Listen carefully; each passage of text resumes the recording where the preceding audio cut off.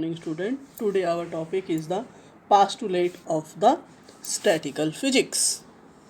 Very important question है क्योंकि postulate है या उसके फीचर्स कह सकते हो, ये पेपर में 2 मार्क्स में या 5 मार्क्स में पूछा जाता है कि main importance of the statistical physics, main point of the statistical physics के आप दीजिए। ठीक है, तो हम आज ये डिस्कस करते हैं। Statistical mechanics is based on the following postulates. तो फर्स्ट पास्टुलेट हमारे पास क्या है? Any gas is considered to be made up of molecules which are in continuous random motion, and these molecules behave like the elastic sphere of the extremely small size. ठीक है, यानी कि हमारे पास जो गैस का अगर मॉलिक्यूल है तो वो क्या है, रैंडम मोशन करता है, और जो मॉलिक्यूल है वो behave like the elastic sphere of extremely small size. Second point क्या है? In the phase space all the cells are equal in size. ठीक है, थर्ड पॉइंट हमारे पास क्या है? In a macro state all the accessible micro states are equally probable, and this is called the postulate of equal priori probability.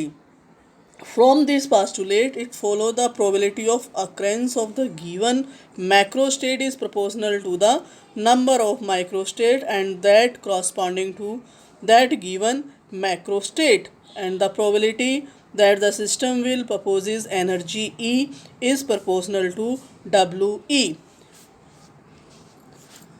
तो यहाँ से हमारे पास जो probability है क्या कह सकते हैं? That is directly proportional to W E. तो यहाँ से अगर हम डायरेक्टली का साइन हटाते हैं तो हमारे पास क्या है? इक्वल सी, यानी कि C is the constant of proportionality. Now fourth point हमारे पास क्या आ गया? Equilibrium state of the gas corresponding to the macro state of maximum probability. Total number of molecules in a system always remains constant if there are n molecules and n1 molecules in the first cell, n2 is second cell, and so on. Then n is equal to n1 plus n2 so on is equal to constant. Now sixth point हमारे पास क्या है कि जो total energy of the system है वो क्या होगी? Always constant. If E is the total energy of the system and E1 is the energy of each particle in first cell and E2 is second cell so on, then E is equal to E1 plus E2 plus E3 so on is equal to constant. ये हमारे पास क्या थे? Postulate of the statistical physics. Now next article है हमारे पास, next article हमारे पास क्या है? The condition of the equilibrium between the two system in thermal contact. तो इट मीन्स क्या है? Beta parameter.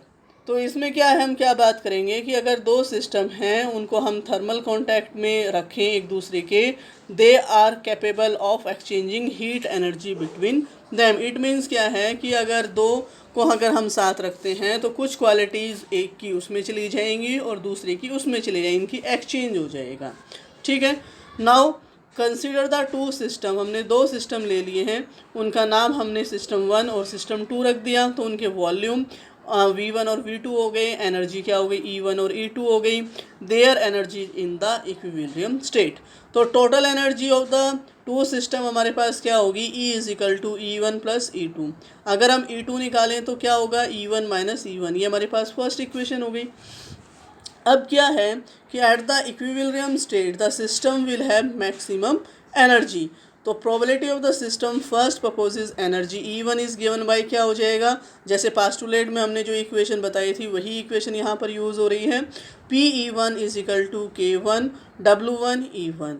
K1 हमारे पास क्या है? कांस्टेंट है। W1 ही क्या है? Number of micro state in the energy state and arrange E1, and E1 delta rho E naught, यानी कि जो रो ई नोट है that is the very small quantity.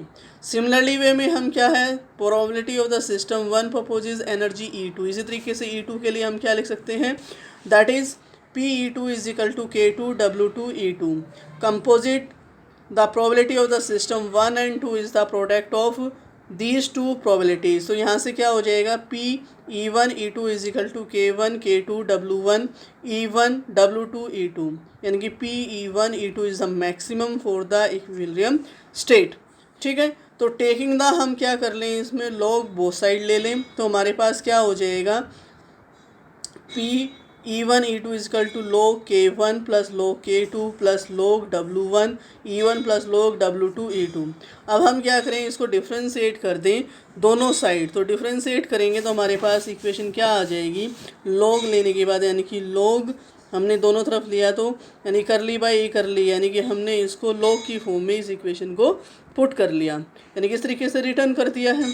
तो जहाँ पे प्रोडक्ट होगा तो वहाँ पर हमारे पास जो क्वांटिटी है प्रोडक्ट है तो वो हमारी प्लस में आ जाएगी, नहीं तो सिंगल हम उसको क्या है log की फॉर्म में डिफरेंशिएट कर देंगे। तो अगर हमारे पास क्या है log कोई भी फंक्शन हमारे पास log x है तो उसका डिफरेंशिएशन करेंगे तो हमारे पास 1/x आ जाएगा।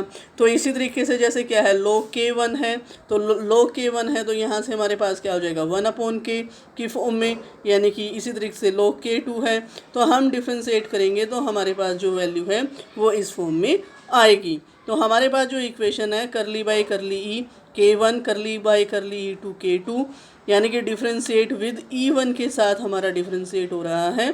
तो जो डिफरेंशिएट होगा वो हमारा इस फॉर्म में हो जाएगा, क्योंकि अभी तो क्या है डिफरेंशिएट विद E1 की फॉर्म में है। तो करली by curly E1 log W1 E1 plus करली बाई करली log W2 E2। तो यहाँ पर हमारा जो डिफरेंशिएशन है K1 का है तो किसके साथ है, तो इट मीन्स क्या है ये 0 है, क्योंकि हमारा जो डिफरेंशिएशन है वो किसकी विद रिस्पेक्ट है E1 के रिस्पेक्ट है। तो ये हमारी इक्वेशन किस में आ जाएगी, दैट इक्वेशन इज लाइक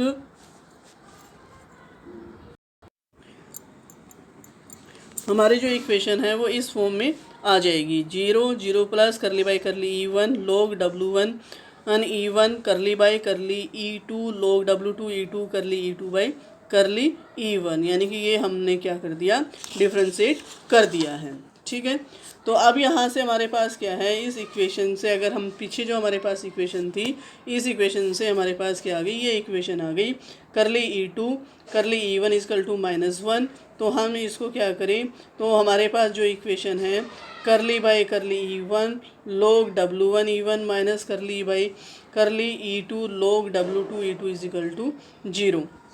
तो इसको हमने क्या कर दिया, जो नेगेटिव साइन है उसको हमने उधर शिफ्ट कर दिया, एक तरफ हमारे पास क्या आ गया 1 के लिए, दूसरी साइड हमारे पास क्या है E2 के लिए। This is the required condition for the equilibrium between two given system in thermal contact. तो इट मीन्स क्या है, we find the thermal contact between two system will in equilibrium and if their curly by curly E log W are equal. तो यहाँ से हमारे पास जो function है करली by curly E log W is generally represented by beta. हम इसको किससे रिप्रेजेंट कर लें, बीटा से रिप्रेजेंट कर लें। तो हमारे पास क्या हो जाएगा beta E1 is equal to curly by curly E1 log W1 is equal to 1 by W1 curly W1 upon में करली E1। इसी तरीके से यहाँ से beta E2 is equal to curly by curly E2 log W2।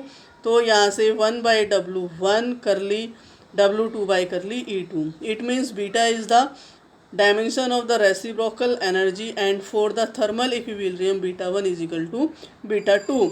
in terms the thermal की बात करें इक्विलिब्रियम में तो उसमें क्या होगा टेम्परेचर, तो वहाँ पर हमारे पास क्या हो जाएगा T1 is equal to T2।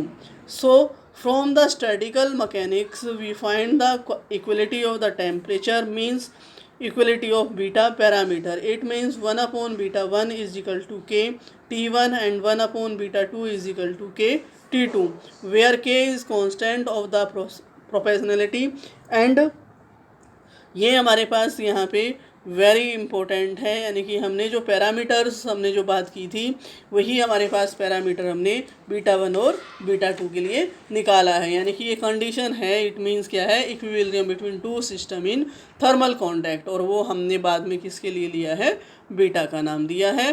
Very important article है, ये कंडीशन या रिलेशन पेपर में पूछा जाता है, इसे आप ध्यान से स्टडी करना।